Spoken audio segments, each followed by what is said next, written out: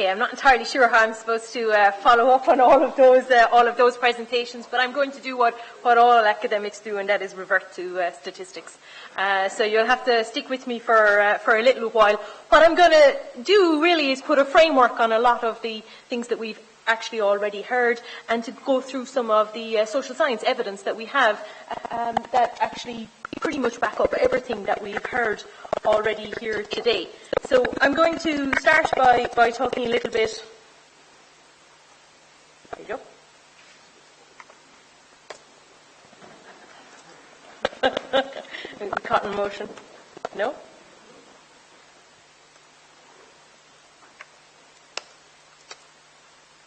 I broke it already.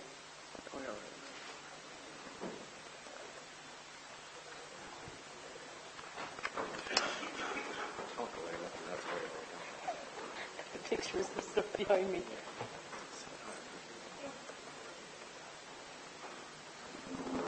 Maybe start it again. Yeah.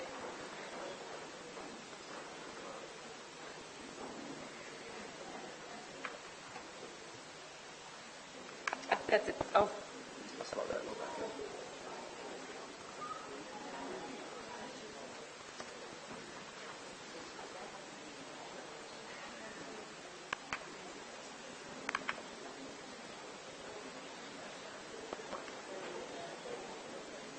She's 2 minutes in, you know. I'm up and running. You're good to go. Yeah. Okay, I was going to start asking for questions. Perfect. So we'll start off by talking a little bit about our representative democracy and the views on our representative democracy, just to get an overall impression of what the citizens' actual views are. And we have information from a whole load of social science surveys, some of them going back 30, 40 years, some of them more recent, that can give us both a longitudinal and a comparative analysis of what people actually think about our representative democracy, but also then to be able to locate the individual the countries within a broader comparative framework. So if we start off by talking a little bit about individual citizens' engagement with politics, we get actually a pretty good impression to begin with, and we see that over the last number of decades in Ireland, actual interest in politics has been on the up. So we start off with a fairly positive picture of the system. The number of people who are very interested is going up, albeit from a low base, but those who report being very interested is quite high. This is information from the Irish National Election Study in 2011. You see the number of people who are not at all interested is actually quite low, and the vast majority of citizens actually fall into that middle category there and declare themselves to be quite interested in politics. So there's a lot to work with here. You're not talking about people who are completely remote or distant from the system. People are reasonably connected with the system. We also see that political action has been on the increase. Now the picture is a little bit more mixed here, because we need to think about what do people actually do within the political system. And one of the most important ways in which people interact with the system is through political parties. And the reality is that membership of political parties has been in decline in Ireland and internationally for the last number of decades. But that's balanced by a change in the way in which people participate through or with the political system. So we now see other modes of political participation are actually on the increase. So people are much more likely to sign petitions, to join boycotts, to attend demonstrations. So they are participating in the political system, but in a somewhat different way to what they would have done in the past. And one of the questions, though, that comes out from this change in participation is that some of this participation is much more surface level.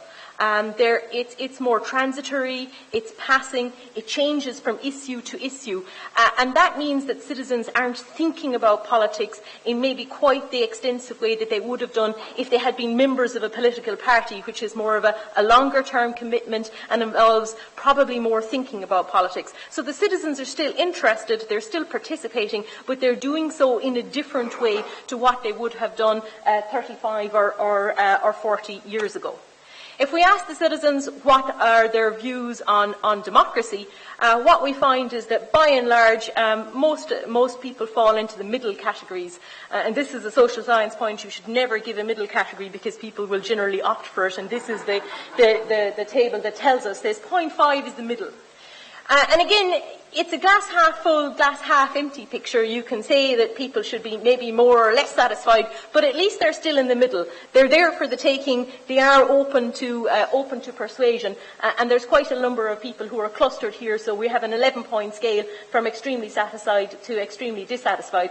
The number who are extremely satisfied are pretty small, but it has to be said that those that are extremely dissatisfied are also relatively small as well. If we move from kind of thinking about kind of engagement and general views about our democracy, we want to look at kind of the more specific aspects of our representative democracy. And there are two kind of components that we're interested in. One is the people in our system, and the other are the institutions. So we're going to start off talking about the people, and these are our politicians. And the reality is that the public perceptions of politicians have generally tended to be pretty negative. Now, I was looking for pretty dodgy pictures on the internet during the week. Sorry, I get some of them up. And when you type in politician, these are some of the images that actually appear. Now, I eventually opted for this one. Now, the toad does not come up, it has to be said, under images of politicians. But what this does tell you is that generally people's views of politicians are actually quite negative. And they have seen their kind of trust in politicians has actually declined, but from an already very low base. So politicians were never popular, and they have become even more unpopular. They're quite fortunate that they have bankers down the bottom of the system to take some of the heat, because there is so much dislike for them. This is not a new phenomenon, though, for any of you reading the kind of letters pages of the Irish Times, because I've also been living abroad, so I now read the newspaper more extensively every day, and they were quoting Jonathan Swift and his disdainful comments on politicians. Now, you don't have to go back to the 1700s, but you get the general impression that politicians were never really very important, and they're becoming more and more unimportant, more and more unpopular. Now, what all of these slides are going to tell you is that, again, this is a set of data from the European Social Survey, starting in 2002, and this is distrust in politicians. So the upward curve means more and more people are actually distrusting politicians. And what we find is, again, I have an 11-point scale here, that the majority of citizens, actually more than 50% of people, are clustered in the distrust system. So the vast majority of people really don't trust the people who operate within the system. But the thing is, when we go and look at the Irish National Election Study data, there is a more mixed picture. When you ask people about their own local politicians, you actually get a different impression. Most of them think that their own local politicians are fairly hard-working fellas for the most part, and that they generally do the best they can. So there is, if you want, a dichotomy or kind of a difference people have between the group of politicians that they associate with kind of running the government in Dublin and the local fella who really isn't that bad at all and is usually there to answer the phone when you need something done. So we also see this actually translating a lot of the time when we ask people questions about political reform. And I listen a lot to the radio as well, and listen to the radio talk shows, and we should get rid of the politicians. We should reduce the Dáil to 100, and we ask people these questions in surveys all the time. Do you think the Dáil should be reduced to 100? Absolutely. How many TDs from your area? Oh, well, we're grand in our area, actually, as it so happens, right? It's the lads in Dublin. I'm not from Dublin, okay, so I apologise, I'm from the country. It's invariably someone somewhere else that they want to reduce. And you have to keep this in mind when we're having these discussions about political reform. We have to go back to what do the citizens actually want, because a lot of the political reform debate sometimes is kind of tied up in a bubble, and it doesn't take account of the actual views of the vast majority of the citizens and the preferences that they express through the elections, however flawed those might actually be. So, to sum up with the politicians, It's a difficult situation. They were never terribly popular. They've become even more unpopular. They're in an absolutely invidious position because they're reliant on being popular to do the actual job they have to do. So they have to make themselves more popular with the electorate. So we need to think about that. You've all these awfully unpopular people who need to be popular, who need to get themselves elected. And it gives us bad outcomes. But when you set it up like that, how else is it going to end? What's probably more important, I think, though, in terms of the more recent past is what's been happening with regard to citizens' confidence and trust in our political institutions. And this is where we see that there has been a very, very significant change. If we go back to 2002 and we ask people to imagine what the Dáil looks like, you'll get them describing something like this, because there was generally actually fairly high levels of trust in our Parliament and our political institutions. If you go ask them to describe what Parliament looks like today, you're going to get something a little bit more like this. And what the evidence we're going to go through here shows is this just reinforces the point the pictures are making. And these are from the European Values Survey, starting in 1981, so we have actually data going back over 30 or 40 years. And this is, in social science terms, a beautiful graph. This is exactly what you want it to do. You have a sharp downward curve here. But the reality of what this translates as is that people are becoming more and more distrustful of their political institutions. So I'm reporting, just for brevity here, just the people who have a great deal of confidence in Parliament. And you'll see that that has actually halved in the space of 30 to 40 years. And this same pattern is repeated no matter how you change the data and when you move from one set of surveys to the next set of surveys. So the first round were the European Values Survey. This is a shorter survey, the European Social Survey. It started in 2002. And here we're asking people, do you trust your levels of trust in Parliament, and I'm reporting no trust at all on a scale of kind of 1 to 4 here, and you see people are becoming more and more distrustful of their political institutions. This is the same information, the same picture from the Irish National Election Study, and this is taken from 2011, so we're kind of bringing it forward to today. Here we have political parties, again, the fundamental units by which our political institutions, the basis of how our political system works. I'm not sure who those small handful of people who answered the survey who said they had a great deal of trust in political parties are, but they are obviously the optimists that are left. But you'll see here the vast majority of people have very little trust in political parties.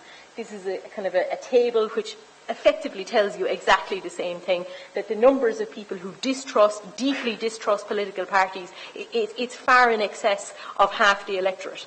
And when you think about a political system which is organised around political parties, this is the fundamental unit, the basis of how our political system operates.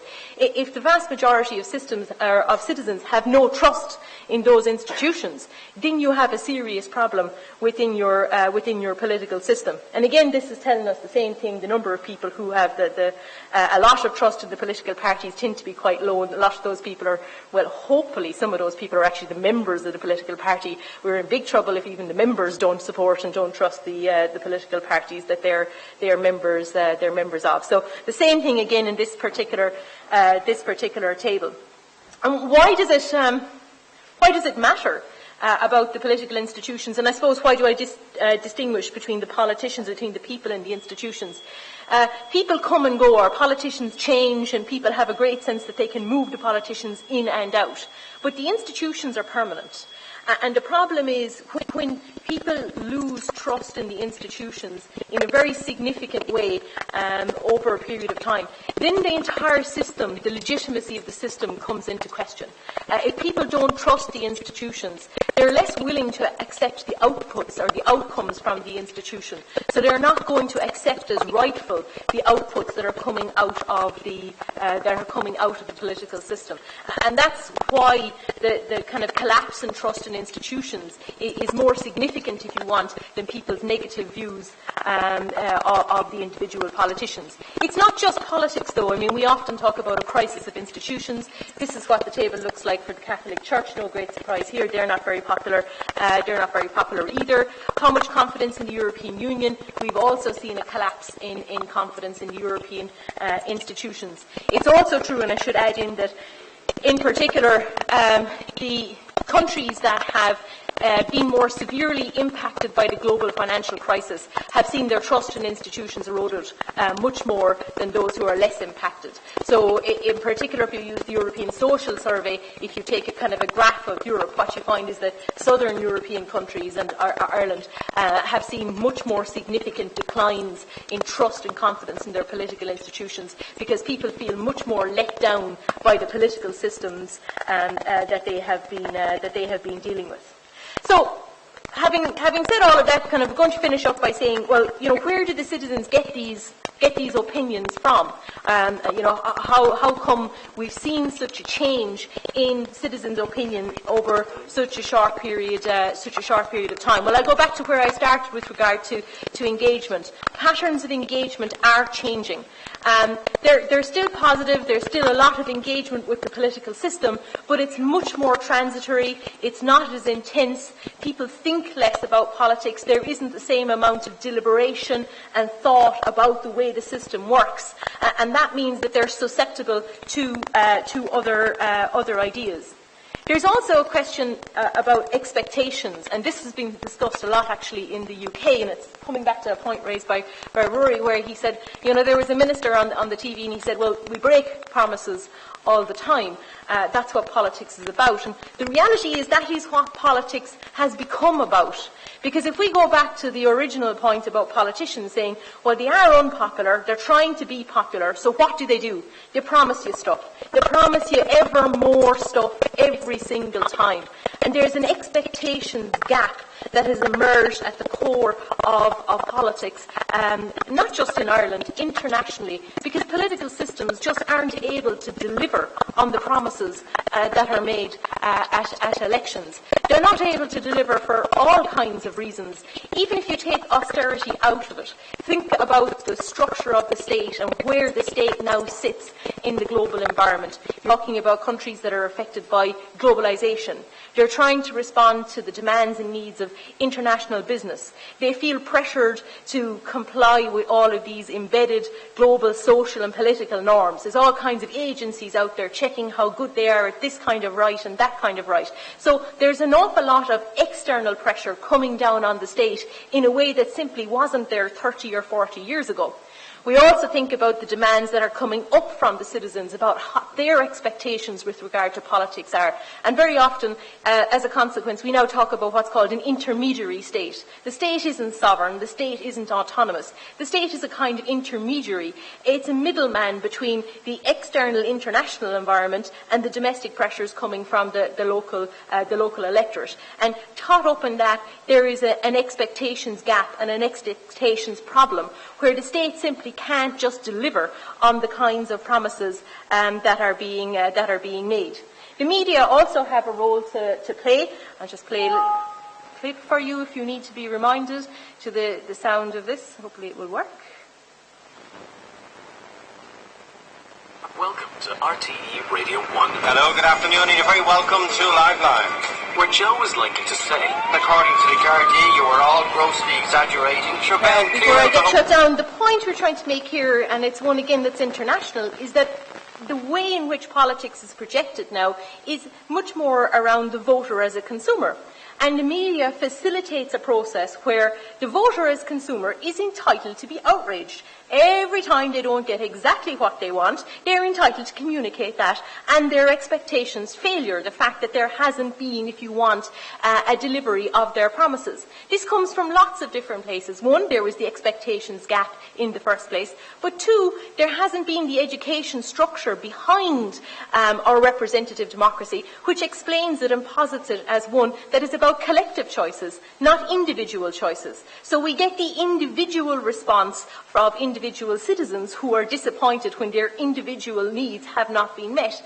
But politics is not really collectively, if you want, portrayed or put out as a decision-making for the community as a whole or the collective. So citizens are disappointed when politics doesn't live up to where they want it to be. The other thing to say about the media, of course, is that the media has changed as well. We now have much more emphasis, if you want, on media as entertainment, news as entertainment. You've had privatisation of the media, and with all of that comes the additional, pressures to change the way in which the system is portrayed and is communicated. Kind of coming on to the last thing, what I would say is that we have been, as academics and commentarians, talking about the failure of politics since the 1960s. So don't be alarmed, we are rarely correct. These lads are the two most eminent scholars, and they've been talking about what's called the failure of politics. We first started talking about the crisis of representative democracy in the 1960s. They were concerned about the protests in the US about the Vietnam War. Then it was Watergate. Through the 80s, things kind of sat down a bit. And then in the 1990s, we were absolutely delighted because we decided that democracy had triumphed. Because there was the collapse of communism and this new third wave democratization, and you had a whole load of new countries becoming democracies. By the time we get to the end of the 1990s, we realise that the picture is not entirely rosy, and the system, if you want, is in crisis and is being concerned once more.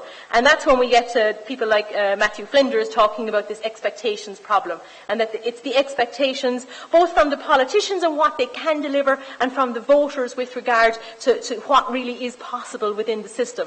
So it's not a case that you can blame the voters or you can blame the politicians. It's about the entire system. So I leave you with two particular questions. That is, that how should the system respond to this position? And then, I suppose, a kind of a slightly less optimistic one, which is whether we think the system can actually respond to the reality of these challenges. Thanks, Teresa.